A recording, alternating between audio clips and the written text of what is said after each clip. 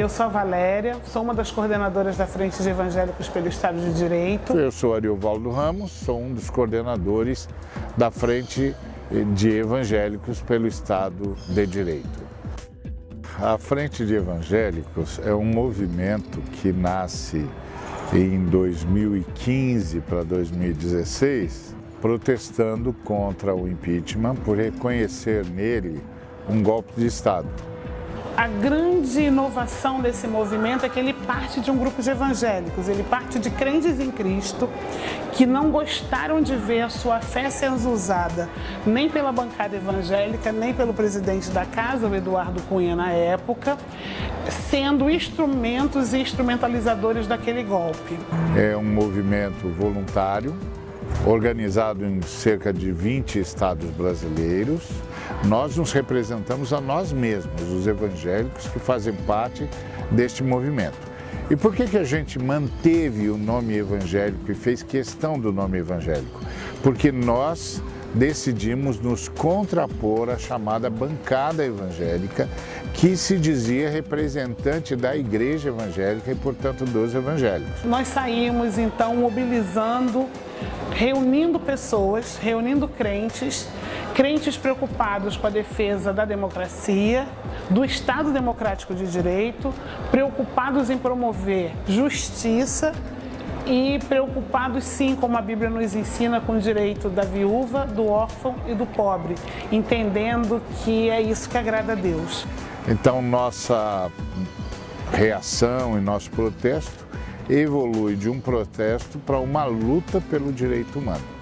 Essa é a nossa missão, levar uma formação para a base de tal maneira que a igreja evangélica não possa ser manipulada por fake news, por ações deliberadamente desonestas. Temas que trabalhamos são a Bíblia e o direito à terra, a Bíblia e o direito à moradia, a Bíblia e a situação da mulher, a Bíblia e a questão da infância. A gente sabe que a Bíblia de fato tem todas as respostas. Como crentes que somos, acreditamos sim que a Bíblia carrega respostas que são importantes, tanto para a nossa vida pessoal quanto para essa vida coletiva. Estaremos prontos para dar razão a todos que nos perguntarem sobre por que cremos e por que lutamos por um Estado de direito, por um Estado de democracia, por um Estado de liberdade. Que sejamos aqui irmãos em Cristo, uns segurando os outros, trabalhando na promoção da democracia, do direito e da justiça.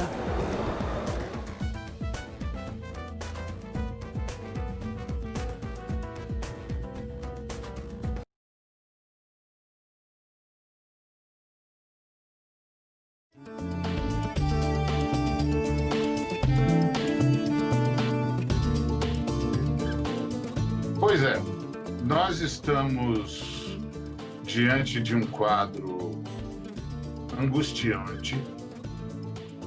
Recentemente ouvimos da morte de um menino de 14 anos, João Pedro, que estava na sua casa e a polícia entrou de forma absolutamente atabalhoada, antidemocrática, violenta, e matou o menino em casa. E depois tirou o menino de casa e os pais mais tarde souberam que ele estava num instituto médico legal. O que está acontecendo? Por que a polícia continua matando, e matando principalmente os pretos e pretas?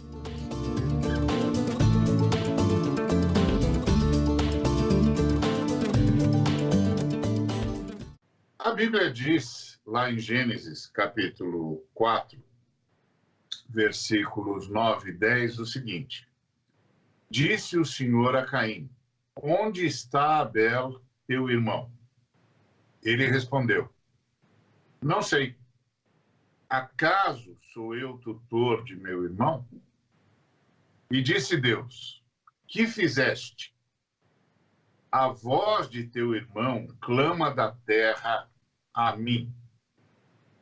Então, a história de Caim e Abel é conhecida em todo o mundo, é cristão, de forma bastante contundente. O primeiro assassínio que se tem registrado na perspectiva judaico-cristã. E a pergunta de Deus a Caim foi emblemática. Onde está o teu irmão?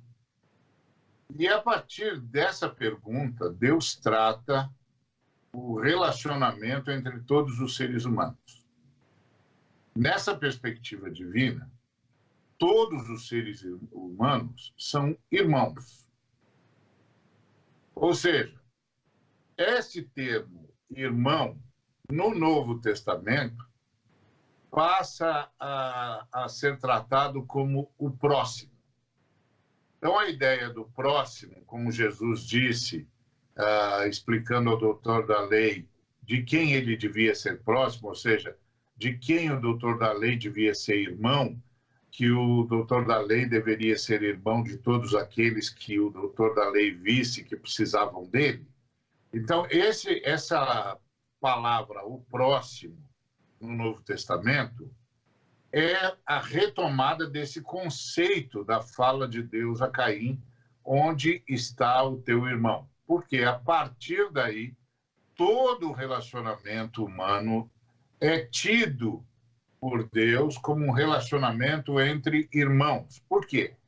Na perspectiva divina, a humanidade é uma comunidade em absoluta unidade, uma comunidade de irmãos e irmãs, uma comunidade de fraternidade, de sororidade.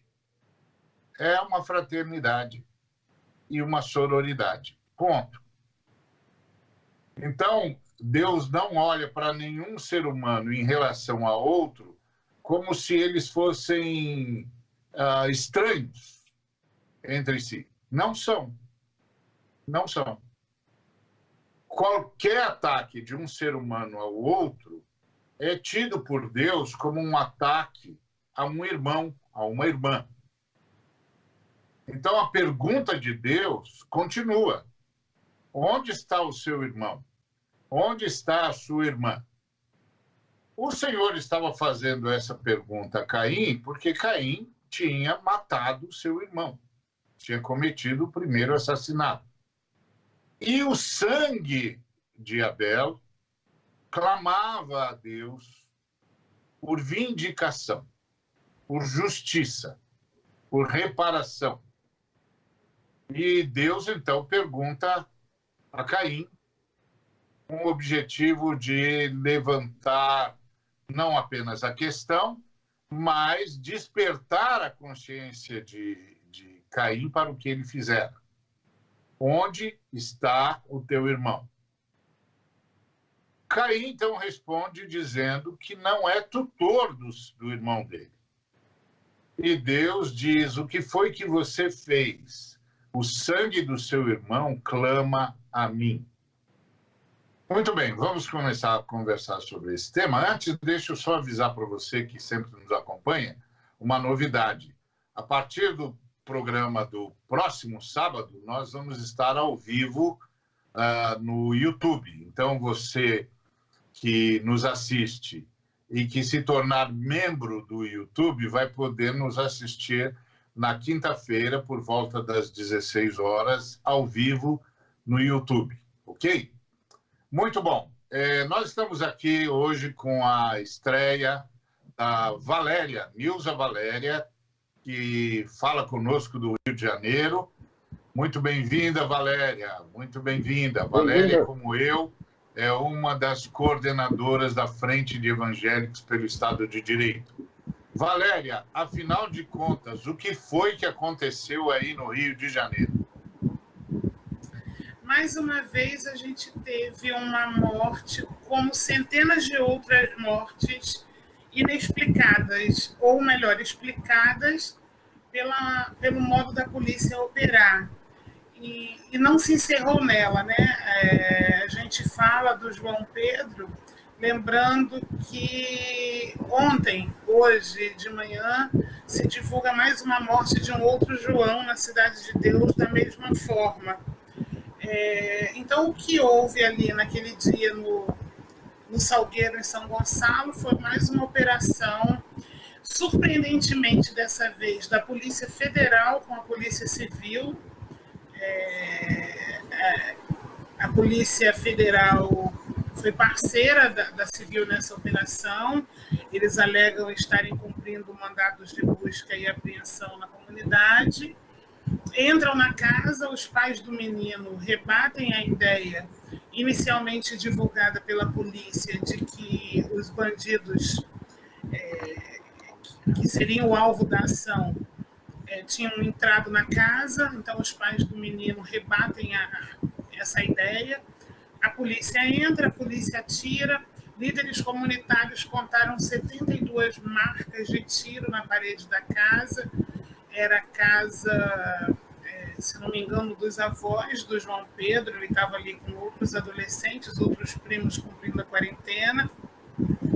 A polícia retira o corpo, como todo mundo está acompanhando a história. A família fica numa busca desesperada por onde o menino possa estar, até que encontra o corpo do menino na IML.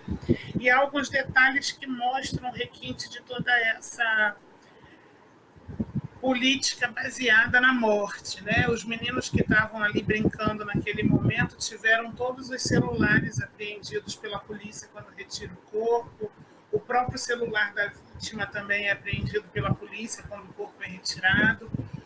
E então a gente vai confirmando, apesar de grupos e de todos nós estarmos insistentemente fazendo a denúncia dessa política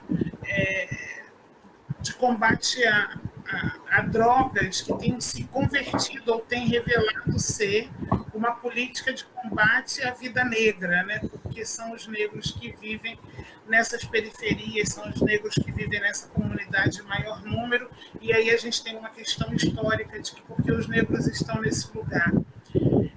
A morte do João Pedro é mais uma na conta desse Estado que chamamos de genocida por conta dessa política que prevalece da força contra essa população, contra essa juventude preta, contra meninos e contra crianças, porque são balas sempre perdidas que encontram esses corpos nessas operações.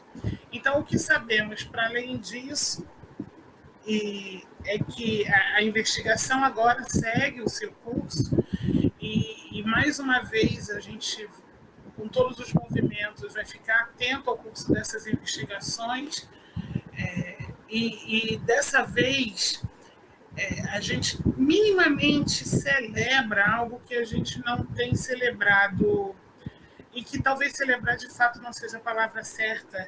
E o que eu quero dizer é que houve um reconhecimento imediato da inocência do João Pedro, porque além de morrer, a juventude negra, os meninos negros morrem e costumam ter suas reputações assassinadas junto com eles. Então, sempre aparece alguém, sempre se forja uma imagem querendo dizer que se aquele menino morreu é porque de alguma forma ele merecia.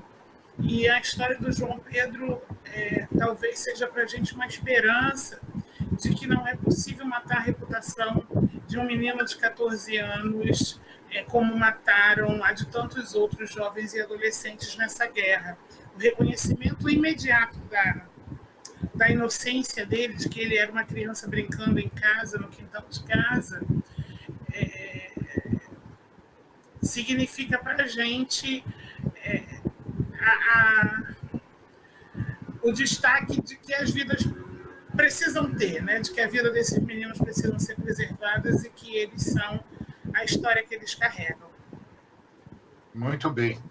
Então, Davi, a Polícia Federal, que está sendo acusada de proteger o senador Flávio Bolsonaro, entrou numa periferia e matou um menino de 14 anos que estava em casa.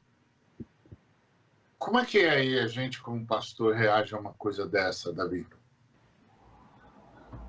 Olha, essa semana, boa tarde, Ari, Nilza, Valéria, William. Essa semana é uma semana muito pesada, não só por tudo que a gente já vem vivendo há mais de 2 meses, mas para mim tem sido uma semana de muito luto. Luto. Um dia desse, no mesmo dia, nós chegamos a 1.179 mortes pelo Covid em um só dia. Um só dia, 1.179 cadáveres por conta dessa pandemia e, em parte, por conta da irresponsabilidade do governo federal no trato da saúde pública e do respeito pelos que estão sofrendo. No caso do João Pedro, ele não está sozinho. Só no Rio de Janeiro, segundo eu li, esse ano, pelo menos 4 crianças assassinadas. Ágata, de 8 anos. Caiuã, de 11 anos. Cauê, de 12 anos. E agora o João Pedro, com 14 anos. Eu me remeto ao texto do início do Evangelho, quando Jesus nasceu, e que a guarda herodiana, que parece que se repete na Polícia Federal, na Polícia Civil, na Polícia Militar, no Rio de Janeiro e por esse Brasil afora, uma verdadeira guarda herodiana que promove genocídio, principalmente de meninos e jovens pretos. A coisa que a gente pode voltar é ao texto de Mateus, onde um grito, que eu quero parafrasear dizendo, um grito se ouve no Salgueiro, em São Gonçalo, choro e grande lamento. É Rafaela, mãe de João Pedro, que chora seu filho e não quer ser consolada porque eles não existem mais. Nós temos que continuar a luta por uma polícia humanizada. Há muito que já deveria ter sido extinta a militarização da polícia e prepará-la para ser uma polícia de Estado que serve e protege. Nós estamos há décadas atrasados com isso. E, por conta disso, nós temos uma polícia que só serve para controlar a população pobre. E, geralmente, nos ambientes pobres, o que nós temos são os nossos irmãos negros. Como você disse, Ari, eles são nossos filhos também. Eles são nosso próximo também. Nenhum homem é uma ilha. Como disse o poeta John Donne, os sinos que estão tocando pelos mortos tocam por nós também. Eles dobram por nós, porque são nossos filhos que estão morrendo nesses assassinatos. William, esse país é um país racista? Só ainda, Ari. Os fatos mais do que comprovam. Há cerca de quase 130 anos, os pretos não eram nem reconhecidos como seres humanos. Isso oficialmente. Oficialmente pelo Estado e até mesmo por algumas teologias. Era tido como um produto, como um objeto. Não era reconhecido como alguém, como um ser humano. Infelizmente, isso, tudo que nós vivemos hoje é uma consequência histórica, como já disse a Valéria, e aproveitando, dando o bem-vindo a ela, desse histórico criminoso que há na nossa nação, que há no Brasil. Infelizmente, nosso histórico não é nada cordial, nosso histórico não é bom. Nós não somos um país de paz. A nossa história revela que nós somos um país verdadeiramente de guerras, e muitas guerras.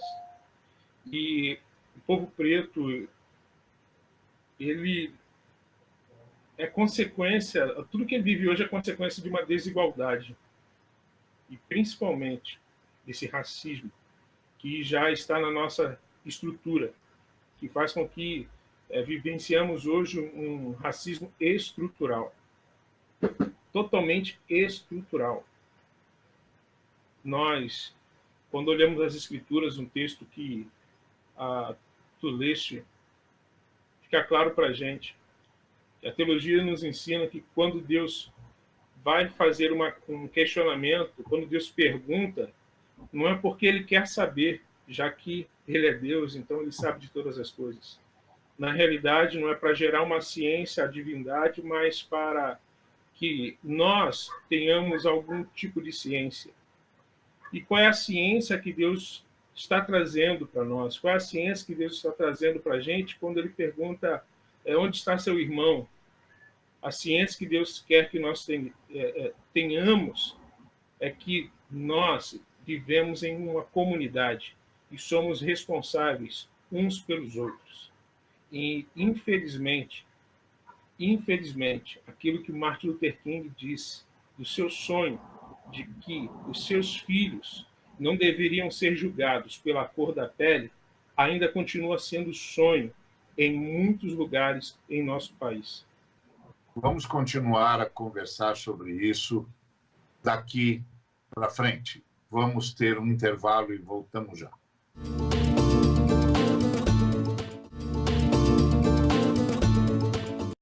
Muito bem, estamos aqui de volta conversando sobre por que pretos e pretas não são tratados como irmãos e irmãs aqui no Brasil.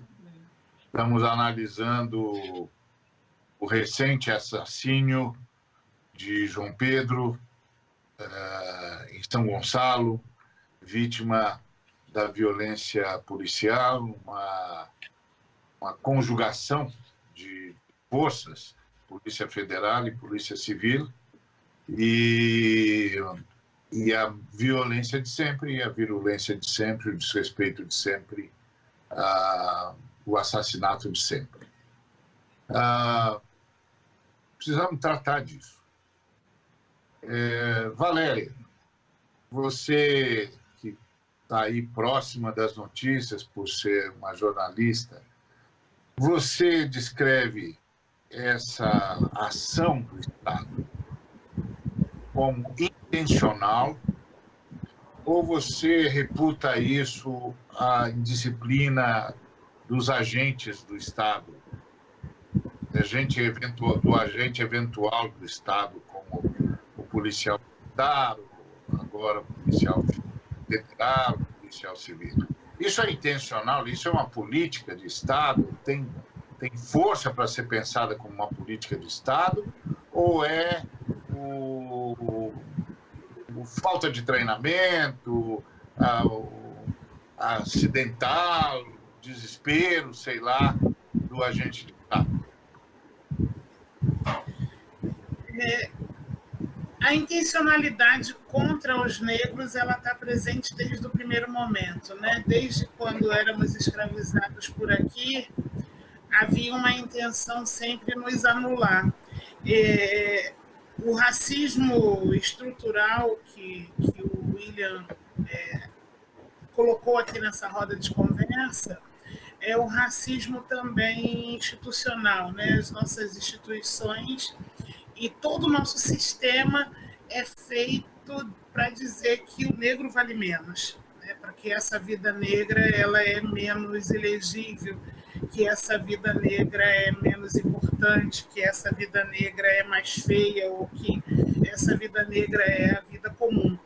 Então, o que eu percebo é que a intenção está desde sempre contra nós, né? Contra os negros.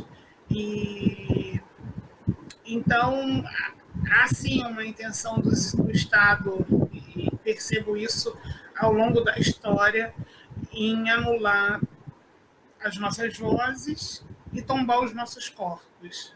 Além de anular as nossas vozes, é de tombar os nossos corpos. E é assim que esse sistema, lamentavelmente, funciona. Davi, você vê isso na igreja também, ou a igreja está conseguindo ser, de fato, nesse caso, sal da terra e luz do mundo? A igreja evangélica, mormente. A igreja evangélica brasileira, ela nasce dentro da sociedade. Não podemos negar, como o pastor Marcos Davi, nosso companheiro e esposo da Valéria, escreveu há anos o livro da religião mais negra do país, que ele defendia a verdade evangélica, abriu um espaço de expressão para o negro e para a negra nas igrejas evangélicas. Mas, ao mesmo tempo, não foi para a sociedade defender e denunciar esse racismo estrutural, que está, como José de Souza fala, não é possível que um país com quase 400 anos de escravidão não reflita isso nas relações hoje nas instituições. Nós somos um país de mentalidade escravocrata. Então, a igreja deixou de ser sal e luz quando deixou de denunciar, quando deixou de trabalhar para que esse projeto de eliminação da pessoa negra, da sua voz e da sua vida, aparece na sociedade. É interessante que até alguns dos nossos irmãos negros e negras nas igrejas, eles assumem um discurso embranquecido, um discurso de que não há racismo, um discurso de que não há discriminação, e muitas vezes negam suas próprias origens a partir do discurso teológico, que aprendem ou que são submetidos a ele. Por isso, eu creio que ainda temos um caminho muito longo, onde a igreja precisa lutar para que negros e negras tenham o mesmo espaço e o mesmo valor na nossa sociedade. William, você é um pastor negro, você é um pastor que vale menos? Você já percebeu esse tipo de comparação ou de tratamento desigual a partir da sua posição pastoral?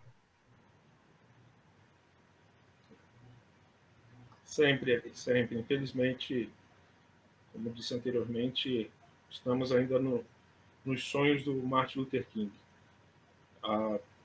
Aproveitando esse histórico todo que a Valéria trouxe para a gente escuta tanta coisa hoje em dia nessa polarização e, infelizmente, algo que entra no coração da gente é questionar essas pessoas que acham que vale tudo para poder pegar um outro ser humano que está em ato de marginalidade, ou um marginal. O meu questionamento para essa pessoa até seria: você daria o seu filho, a vida do seu filho, você daria a vida do seu filho em troca da prisão de um marginal?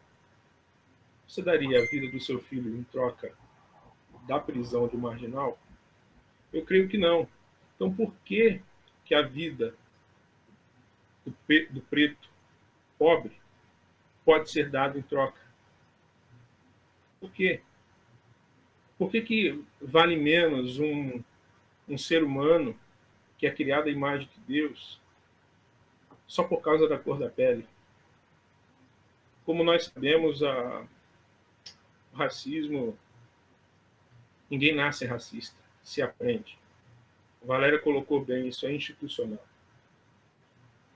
E é uma questão cultural tão gigantesca que nós vemos isso na televisão e hoje até mesmo na internet.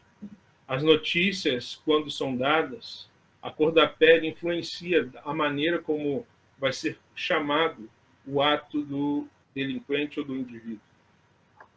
As ações de cada um, o que vai determinar, o que vai adjetivar as ações de cada um, infelizmente, hoje no Brasil, ainda é a cor da pele. O salário que cada um recebe, o que vai determinar não é a competência pessoal, mas, infelizmente, a cor da pele. E isso são fatos. Isso são fatos. Quando olhamos o Brasil é o segundo maior país negro do mundo. E quando olhamos as bancadas de jornais na televisão, quando olhamos atores, quando olhamos o nosso Congresso Nacional, nós vemos que essa realidade ela não encontra espaço nesses entes que eu acabei de descrever. Infelizmente, o povo preto tem que viver uma resistência. E como vocês sabem, eu sou pentecostal. Pentecostal, ele tem experiência com Deus. Eu lembro, tenho aqui uma fala do Martin Luther King, de uma experiência pessoal, uma experiência, eu vou chamar de pentecostal, que ele teve com Deus. Martin Luther King, ele disse que pareceu-me que, naquele momento, pude ouvir uma voz dentro de mim dizendo, quando ele estava se questionando e orando a Deus sobre se ele continuava ou não nessa luta, no início da sua luta contra o racismo. Ele questionou a Deus se ele estaria no caminho certo ou não. E, segundo Martin Luther King, Deus chega para ele e diz, Martin Luther King, levante-se em nome da retidão. Levante-se pela justiça. Levante-se pela verdade. Saiba que estarei com você até o fim do mundo. Martin Luther King disse que ouviu a voz de Jesus dizendo, calmamente, que ele deveria continuar lutando. Ele prometeu, disse Martin Luther King, ele prometeu que jamais me deixaria, nunca me abandonaria, eu nunca estaria só, nunca estaria sozinho. Ele prometeu nunca deixar-me sozinho. Deus nunca vai nos deixar nessa luta. Muito bem, gente. Você que sempre nos acompanha, eu queria deixar com você isso. Vigie-se e vigie todos os relacionamentos. Porque uma das coisas que empodera esses assassinos é o racismo que eles encontram na sociedade, de modo geral. Eles têm a certeza de que ninguém vai prestar muita atenção, porque, afinal de contas, é só mais um preto, é só mais uma preta. E isso, meu irmão, minha irmã, isso, meu amigo, minha amiga, é comigo e com você. Nós todos temos de denunciar o racismo e vigiar o racismo, a prática do racismo em todos os lugares, a começar de nós mesmos. Isso é conosco, em nome de Jesus, daqui para frente.